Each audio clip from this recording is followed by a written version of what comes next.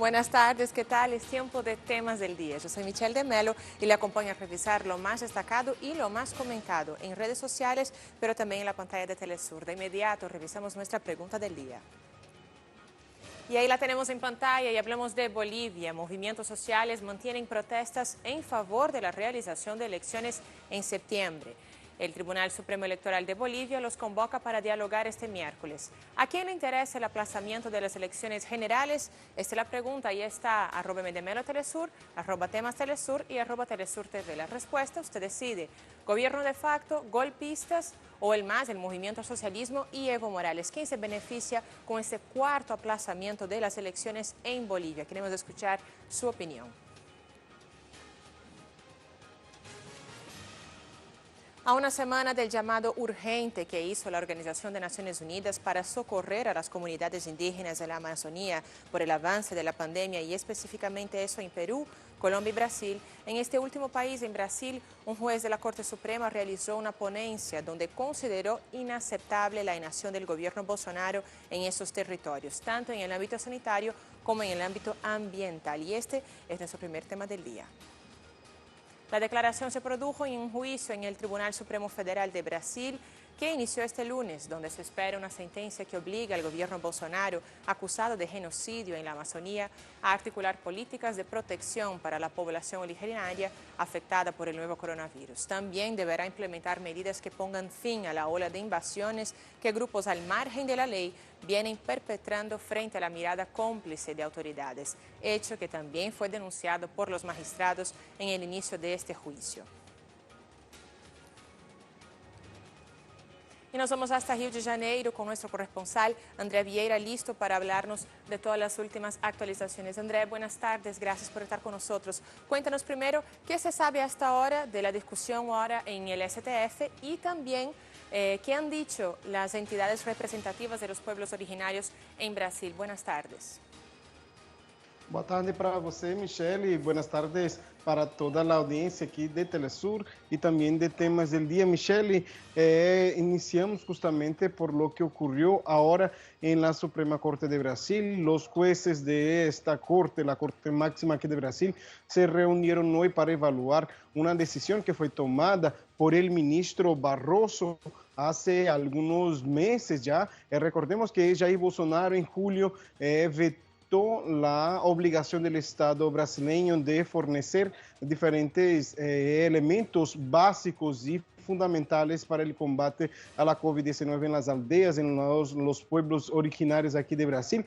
Por ejemplo, el acceso al agua potable, el acceso también a camas hospitalarias ahí en las aldeas, también la cuestión del acceso al alcohol en gel y estos, luego de este veto del presidente Jair Bolsonaro para facilitar el acceso de estos elementos a los pueblos indígenas, el ministro Barroso había determinado una decisión liminar, o sea, provisional, para que el Estado estaba obligado a mantener y a cuidar de los pueblos indígenas forneciendo este tipo de producto. Lo que pasó el día de hoy fue justamente la Corte, los otros ministros, los jueces de la Corte Suprema se reunieron justamente para evaluar esa decisión provisional y en el día de hoy por consenso, por unanimidad, los ministros ahí determinaron que el Estado brasileño sí está obligado a proteger a los pueblos originarios aquí de Brasil y son algunos elementos, por ejemplo, la creación de una sala de situación, también la creación de un plan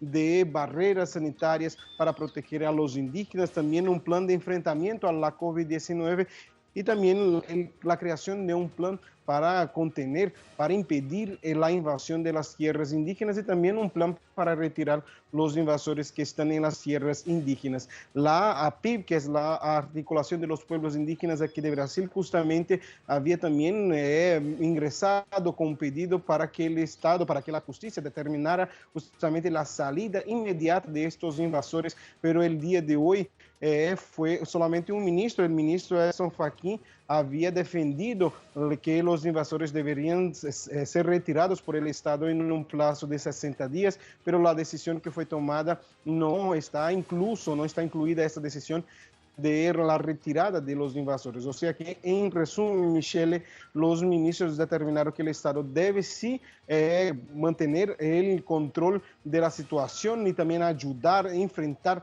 la COVID-19 y proteger a los pueblos indígenas, pero la justicia no determinó la salida de los invasores y tampoco dio un plazo, pero sí exige del Estado brasileño que presente un proyecto para la retirada de estos invasores. O sea que para las organizaciones indígenas sí fue un avance, una vez que obliga una vez más al Estado brasileño a mantener, a crear, una vez que denuncia que no existe protección de los pueblos indígenas por parte del Estado, pero asimismo también consideran que no fue una victoria total, una vez que no fue determinada la salida de los invasores de estas tierras indígenas. Y para finalizar, Michele, vale destacar que en Brasil ya son más de 21.000 casos confirmados de COVID-19 entre los pueblos indígenas y son 633 muertes y 148 pueblos afectados aquí en Brasil, Michele. Gracias por tu informe tan completo. Nuestro tiempo es corto, pero quisiera preguntarte algo más también para ubicar bien nuestra audiencia sobre este tema. Ese no es el primer ataque del gobierno Bolsonaro en relación a los derechos de los pueblos originarios en Brasil. De hecho, se sabe incluso que el padre del presidente Jair Bolsonaro ya tenía relaciones con la minería ilegal en Brasil, así como la familia Bolsonaro en general. Entonces, quisieras que nos comentara un poco cuáles son los intereses económicos que también están por detrás del gobierno Bolsonaro que chocan con los derechos de los pueblos originarios en Brasil. Michele, desde el inicio el gobierno de Jair Bolsonaro afirmaba que la cuestión de los pueblos originarios, también de los quilombolas, que son los descendientes de las poblaciones esclavizadas aquí de Brasil, Jair Bolsonaro desde el inicio, desde su campaña, ya afirmaba que no avanzaría con el proceso de demarcación de estas tierras, que es algo fundamental para los pueblos tradicionales aquí de Brasil. Jair Bolsonaro, además de afirmar que no avanzaría con este proceso, también afirmó desde el inicio que revisaría las demarcaciones de tierras que fueron determinadas por otros gobiernos. Y ahora con la COVID-19, Michele, vale recordar una vez más que Jair Bolsonaro estuvo en contra del plan emergencial para proteger a los pueblos indígenas de la COVID-19. También las organizaciones denuncian que existe un avance, los ataques a los pueblos indígenas, a los hombres y mujeres del campo, también a las personas que están los protectores de la naturaleza. Existe un ataque de estos grupos económicos que son cercanos a Jair Bolsonaro y que la violencia en el campo está aumentando, así como también él está aumentando el perjuicio de los pueblos indígenas y los pueblos tradicionales aquí de Brasil con relación a la COVID-19, justamente por la falta de acción del gobierno o también por la acción del gobierno de retirar del IBAMA, por ejemplo, la fiscalización del Amazonas, de la Amazonia y pasarla al gobierno, al vicepresidente de la República y al ejército. O sea, es un conjunto de acciones, Michele, a lo largo de todo un año y poco más de un año y medio de gobierno, diferentes acciones contra los pueblos indígenas y por eso mismo que este gobierno es rechazado por estas organizaciones que defienden la naturaleza y el hombre y las mujeres, el pueblo de la naturaleza, el pueblo de la selva aquí de Brasil, Michele. Sí, es, André, un genocidio no tan silencioso. Muito obrigada y hasta la próxima. Muchas gracias, André.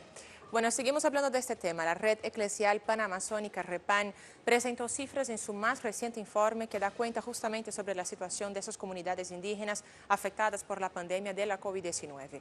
El estudio contabilizó un total de 769.332 contagios y 21.315 indígenas fallecidos por el nuevo coronavirus. El informe detalló además datos de países que conforman la Amazonía y ubica a Brasil como la entidad más afectada al presentar 589.394, registrando además 16.555 fallecidos. Perú viene enseguida, registra 97.644 indígenas enfermos y 1.947 decesos. Continúa Bolivia con 51.755 casos confirmados y un total de 2.273 fallecidos. Luego Colombia, que registró 8.925 casos y 218 indígenas fallecidos. Este entonces es el panorama de la situación de los indígenas en medio de la pandemia en la Amazonía. El aumento de los incendios forestales en la Amazonía también forma parte de los señalamientos al gobierno de Jair Bolsonaro, acusado de promover la destrucción de la región y de sus comunidades ancestrales. Y es que la cantidad de incendios subió a un 28% en julio, en comparación con el mismo mes en 2019, según el Instituto Nacional de Investigación Nacional. Ante la escalada de incendios en el Amazonas, grupos ambientales preguntan de qué sirvió el decreto firmado por Jair Bolsonaro en mayo del año pasado, que colocó las Fuerzas Armadas de la región para proteger contra crímenes ambientales. La extradición ilegal de madera, minería y ganadería son las principales causas de la destrucción de la Amazonía, según todos los estudios realizados en esta materia. La destrucción de Amazonas creció en 2019 a un máximo en los últimos 11 años y continúa aumentando en 2020, lo que ambientalistas atribuyen a las políticas del presidente Jair Bolsonaro, que estimulan las actividades ilegales. Bolsonaro pide más explotación agrícola y minera en zonas protegidas, afirmando que es la única forma de sacar a la región de la pobreza. En los últimos años, millones de hectáreas han sido destruidas. Solo en agosto de 2019, 2.5 millones de hectáreas fueron arrasadas por incendios.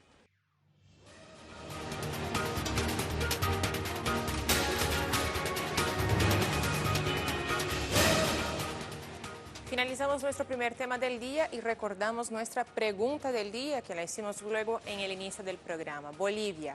Movimientos sociales mantienen protestas en favor de la realización de elecciones en septiembre. El TSE, el Tribunal Supremo Electoral, los convoca para dialogar este miércoles. ¿A quién le interesa el aplazamiento de las elecciones generales? Ahí está la pregunta, usted contesta. ¿Gobierno de facto, golpistas o al MAS, el Movimiento al Socialismo y Evo Morales? La pregunta está posicionada en @MDMeroTelesur, @TemasTelesur y @TelesurTV. Esperamos su respuesta.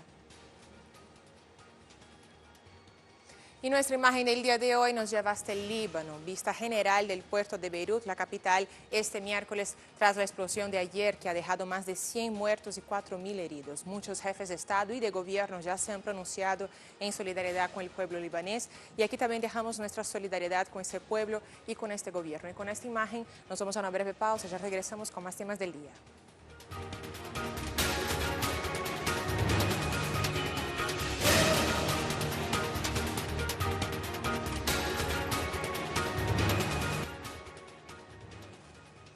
Ya regresamos con más temas del día. El Tribunal Supremo Electoral de Bolivia convocó a 7 movimientos sociales del país para entablar un diálogo sobre el postergamiento de las elecciones presidenciales. Todo eso mientras que la Central Obrera y organizaciones sociales en general avanzan en los bloqueos de arterias viales en todo el país como forma de protesta contra el aplazamiento de los comicios generales. Este es nuestro segundo tema del día. De esta manera se da la continuidad al diálogo iniciado el pasado 28 de julio. El Tribunal Supremo Electoral de Bolivia y sectores sociales prevén consensuar medidas y acuerdos de cara al anuncio del nuevo cambio de fecha para las presidenciales. No obstante, los movimientos organizados continúan desestimando la nueva fecha electoral y denuncian la intervención del gobierno de facto en la designación emitida por el tribunal.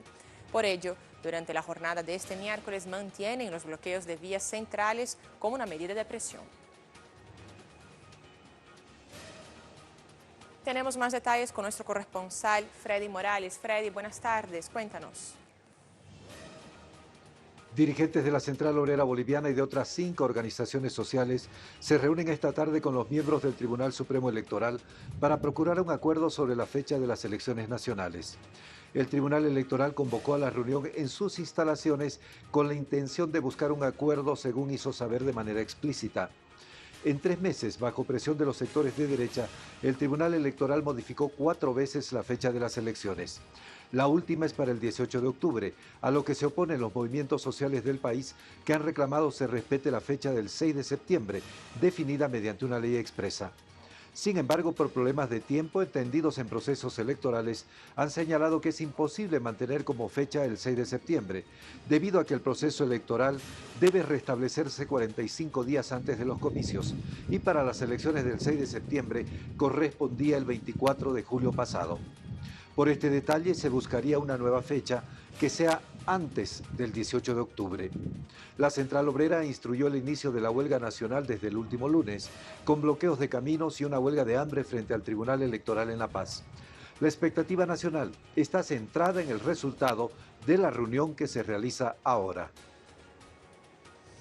Así es, Freddy, mucha expectativa. Justamente la Central Obrera Boliviana se manifestó en relación a esta situación. Veamos qué ha dicho la Central Obrera Boliviana en este momento. Exhortó a masificar el bloqueo en rutas en todo el país como medida de presión al Tribunal Supremo Electoral para que se establezca el 6 de septiembre como fecha de las elecciones generales. De esta manera, la COB y los movimientos sociales esperan aumentar la presión contra el Tribunal Supremo Electoral para que se restablezca el 6 de septiembre como fecha final de las elecciones. Asimismo, prevén que más sectores sociales se sumen a las reivindicaciones del órgano electoral. Además, aseguran que podrán extender el bloqueo de rutas viales en el país, permitiendo apenas el transporte de cargas de alimentos y medicinas. Este sería el cuarto aplazamiento de las elecciones en Bolivia, por eso el expresidente Evo Morales expresó sus impresiones sobre esa nueva postergación a las elecciones presidenciales en su país. El exmandatario dijo lo siguiente a un medio argentino: no es un problema interno, sino también externo, que hay un plan de la derecha, pero también de Estados Unidos. Cuando hicieron el golpe de Estado, el mensaje desde Estados Unidos era: el MAS, el movimiento socialismo, tiene que desaparecer. Cuando no pudieron, era el MAS sin Evo. Y ahora dicen: el MAS no puede volver al gobierno y ni Evo a Bolivia. Entonces, usan la pandemia para seguir postergando las elecciones. Así afirmó Evo Morales, que está en asilo en Argentina.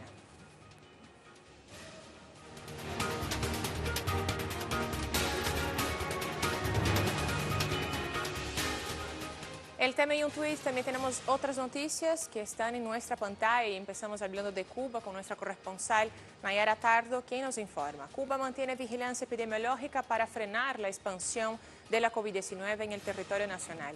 La capital del país se mantiene en la fase 1 de la recuperación y se han extremado las medidas sanitarias ante la aparición de nuevos casos. Escuchemos el reporte completo de Nayara Tardo.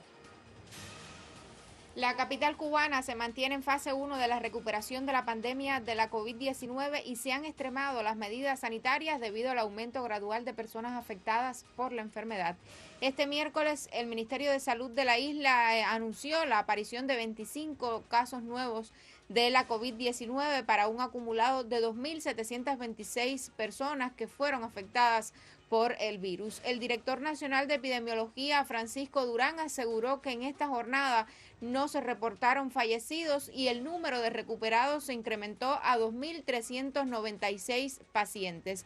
Cuba se encuentra inmersa en un proceso de recuperación económica tras el impacto de la COVID-19 en el mercado mundial. Todas las provincias del país, excepto La Habana, han pasado a la fase 3 de la recuperación. Las autoridades sanitarias insisten en que la única y mejor vacuna que tienen los cubanos hasta este momento es el comportamiento responsable y el cumplimiento de las medidas de aislamiento, de protección y de vigilancia epidemiológica. Todo con el fin de disminuir la propagación de la COVID-19 y la aparición de nuevos casos que en las últimas semanas han tenido un notable incremento con eventos en territorios de las provincias de La Habana y de Artemisa, al occidente de la isla caribeña. Este miércoles, expertos cubanos del Instituto de Medicina Tropical Pedro Courí y del Instituto Finlay de Vacunas de esta capital participan en el seminario virtual Acelerando el acceso a la vacuna contra la COVID-19 en América Latina y el Caribe. Este evento está organizado por Reino Unido y la Comunidad de Estados Latinoamericanos y Caribeños CELAC para facilitar el acceso a vacunas, a terapias y a diagnósticos relacionados con este padecimiento. En Cuba, los biotecnólogos laboran en la búsqueda de un medicamento específico contra el nuevo coronavirus a partir de experiencias anteriores con otras fórmulas. Mientras tanto, el llamado de las autoridades sanitarias y del gobierno cubano es a mantener la disciplina individual y colectiva para frenar la expansión del virus y evitar nuevos rebrotes de la enfermedad en todo el territorio nacional. Y de Cuba nos vamos a Colombia. Nuestro corresponsal Hernán Tovar desde Bogotá nos actualiza sobre la situación de salud del expresidente Álvaro Uribe Vélez, quien desde ayer debe cumplir prisión domiciliaria. Escuchamos el reporte completo. Álvaro Uribe Vélez dio positivo para COVID-19. Hernán, adelante. Luego de conocerse la decisión por parte de la Corte Suprema de Justicia en relación a la detención domiciliaria del expresidente Álvaro Uribe Vélez, ha permanecido en su finca en el ubérrimo departamento de Córdoba. Según informaciones de prensa, hasta allí habría llegado un equipo médico en las horas de la mañana. Horas más tarde se conoció que tras pruebas realizadas días anteriores, el expresidente Álvaro Uribe dio positivo para COVID. Eso explica la presencia del equipo médico esta mañana en su finca. Hablemos también de México y nuestro corresponsal Eduardo Martínez en la capital mexicana nos actualiza sobre la situación del empleo en medio a la pandemia. Escuchemos. La pandemia provocada por el nuevo coronavirus continúa generando estragos en materia de empleo en México. De acuerdo con cifras dadas a conocer el día de hoy por el Instituto Nacional de Estadística, Geografía e Informática, durante junio la tasa de desempleo alcanzó al 5.5% de la población económicamente activa. Esta es una tasa superior a la que se registró durante el mes de mayo.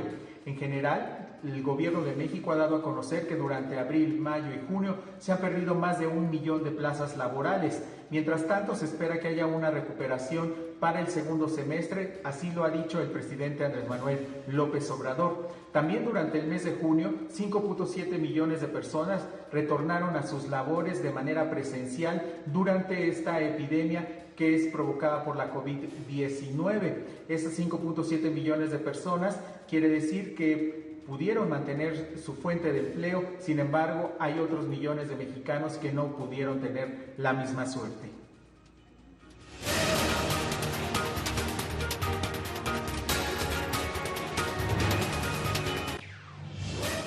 Y nuestro tema en desarrollo se genera en el Líbano. Autoridades de Beirut, la capital, reportan un centenar de fallecidos y más de 4.000 heridos tras las explosiones registradas el martes, el día de ayer, en el puerto de la capital de Beirut. Nuestra compañera Wafik Ibrahim, desde el local de los hechos, nos tiene más información. Wafik, adelante.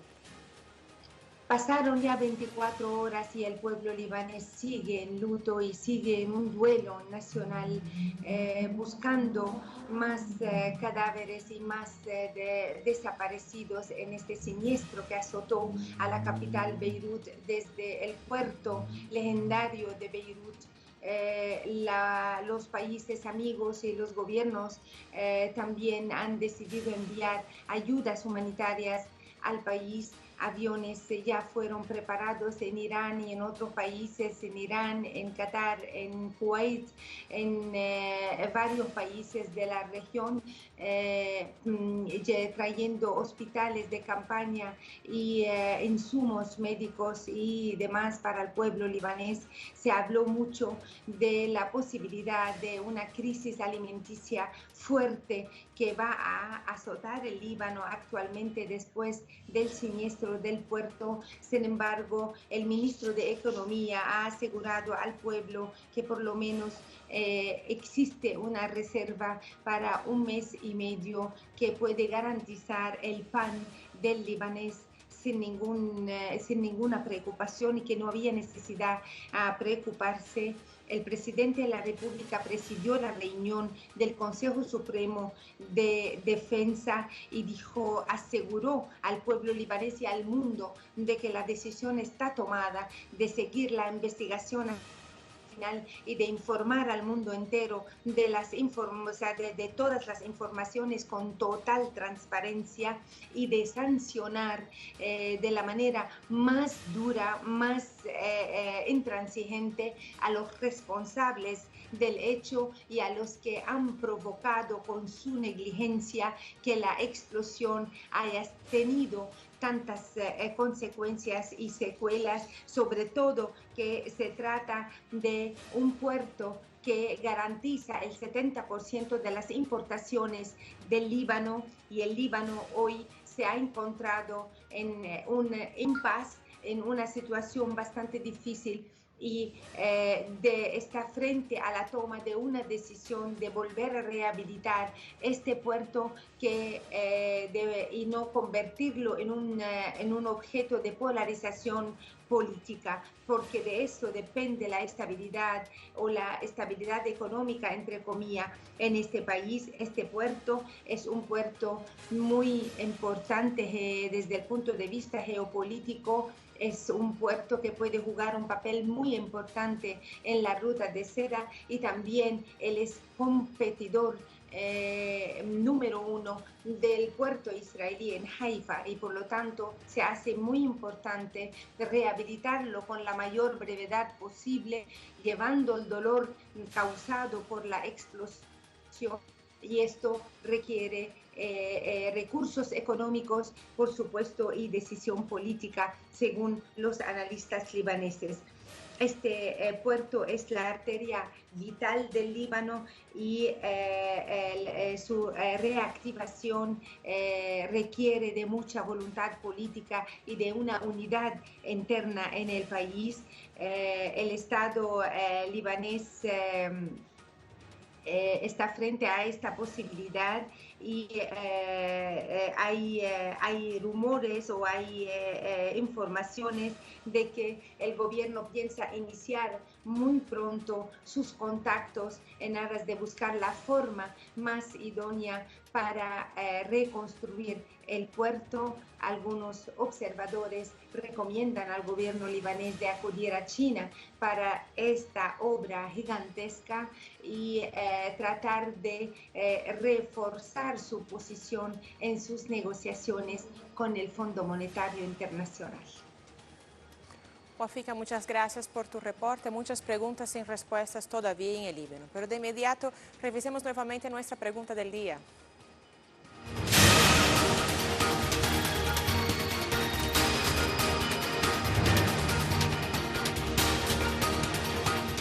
Al inicio del programa les preguntamos lo siguiente: Bolivia, movimientos sociales mantienen protestas en favor de la realización de elecciones en septiembre. El Tribunal Supremo Electoral los convoca para dialogar este miércoles. ¿A quién le interesa el aplazamiento de las elecciones generales? Esa es la pregunta, ustedes contestaron. El 76,9%, la amplia mayoría, dijo al gobierno de facto. El 23,1% dijo a los golpistas, y el 0%, el MAS, el Movimiento Socialismo, y Evo Morales. Claro, el MAS es favorito en todas las encuestas para las elecciones presidenciales, aún después de 8 meses del golpe de Estado.